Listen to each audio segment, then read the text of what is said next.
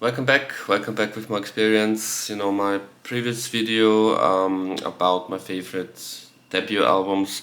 Immediately after I finished recording it, at least three more came to my mind that I kind of forgot that are very important debut albums. Two of those three, I was reminded by Jason the Old Millennial. Check out his YouTube channel. He often comments under my videos. I often comment under his videos, and he also, I think he wrote his three favorite debut albums. One of these I'm not such a big fan. This is the Crosby, Stills and Nash album. I was never really into.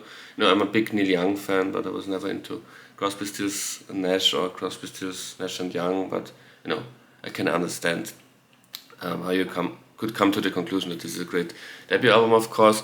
But the other two he mentioned would also be in my at least honorable mentions, and it's funny because one of those three, when I'm making these videos, I'm kind of looking at it. I told you in the previous video that my favorite albums I've got hanging on that wall, and one of those albums is here. I've also got it on CD. Velvet Underground and Nico, the debut album by Velvet Underground. I don't know why I forgot it, but of course this is a mega classic and mega influential debut album. But I think that's not one of the albums Jason has mentioned, but the next two he mentioned. This is my copy of Are You Experienced by the Jimi Hendrix Experience. I know it's not the normal copy, it's a different cover. This is a kind of, I don't even know how to call it. It's a special release that came out like 15 years ago with bonus material. I think it has the original album, but also a second disc with bonus material. The Hendrix estate is kind of infamous for putting out too many recordings of substandard Jimi Hendrix stuff, but this was a great release with unreleased stuff plus the Are You Experienced album. It's not my favorite Jimi Hendrix album. Electric Ladyland is my favorite Jimi Hendrix album, but it's surely my second favorite, and it's a masterpiece, of course. And an album I really, really like that I kind of forgot that Jason also mentioned is, of course, the debut album by the Cars. Probably my favorite Cars album. And it's funny because in my honorable mentions, last time I mentioned the first album I mentioned was Is This It by the Strokes, and I always thought that this must have been very, very influential to the first Strokes album. This is like, don't know when it was released, late 70s, probably 78, and this is almost 25 years before the Strokes came out, an album that's kind of doing that what the Strokes did later on, and so this has more originality since they were first. I think the first Strokes album is a combination of some of my favorite debut albums, because Marquee Moon Television was in my top 10 in the last video. I think Is This It by the Strokes. The three main influences on the first Strokes album are the Velvet Underground and Nico album, Marquee Moon by Television, and this album. So the Strokes made a classic debut album with, being heavily influenced by three other classic debut albums, so to speak.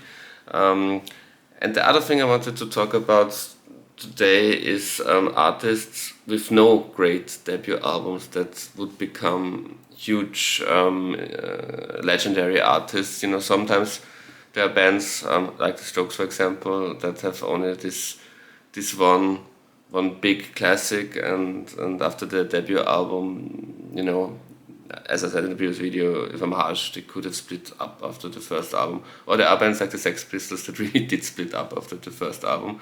But sometimes there are artists, of course, there must be some like that, who need some time to develop, and where there are great albums would, like the second, third, or fourth album would, be the first real masterpiece, and they need one or two, or sometimes even three albums to really get things going. And I'm going to talk about some of these artists today. I think the most obvious is David Bowie. under not the alias, under his real name, David Jones. He started already in 1964 to at least put out singles, and from 66, I think, early 66 onwards, he was David Bowie and had several albums. And you can argue which his first real masterpiece album, or where he found his unique formula, which album started it all. I think some would say The Man Who Sold the World from 1970, others Hunky Dory 71. But usually it's either one of those two albums. So all his late 60s albums, I wouldn't say that they are dismissed, but they're not held in the same regard as from The Man Who Sold the World or Hunky Dory onwards. Another two bands that come to mind, of course, the Beatles and the Rolling Stones. I think there's nothing wrong with the first Rolling Stones album. It's a great blues covers album with one original Jagger Richards composition. And the first Beatles album, of course, is a great album, and I love Please Please Me.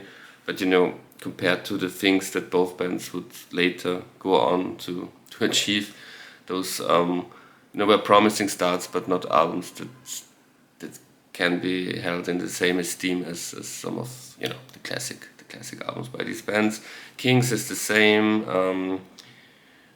Nothing wrong with the debut album, but with most of these 60s speed bands, especially the British bands, the early albums where they're also playing lots of covers, they aren't really yet albums as pieces of art. They're more like compilations. Pulp, Britpop band Pulp is an obvious example. His and Hers was already a good album. I don't know how many albums before they had, but they started in the early 80s. And of course, really the peak, the masterpiece phase would start 1995 with Different Class. And 2 albums later, they already would split up for the first time. They had reunions as a live group, but no more studio albums after We Love Life. But yeah, they needed some albums to really get things going commercially, but also with in terms of quality, I would say. And Paul Weller is another one. No, not Paul Weller solo, but the Jam. I think the first 2 Jam albums are, would be kind of almost forgotten punk albums. Both albums are from 1977, and in this wave of British punk, these are 2 good albums. In the City and The Modern World are good albums from 77, but not in the same league as, for example, the Sex Pistols or the Clash or even the Damned, Stranglers. So they needed those 2 albums as a warm-up, and in 78 with Almond Cons, they really found their own identity. And I think Almond Cons is probably, it's my favorite Jam album and one of my favorite albums with involvement from Paul Weller. Yeah, that's it for today. Thank you very much for watching. Subscribe to the channel if you want to. Until next time. Goodbye.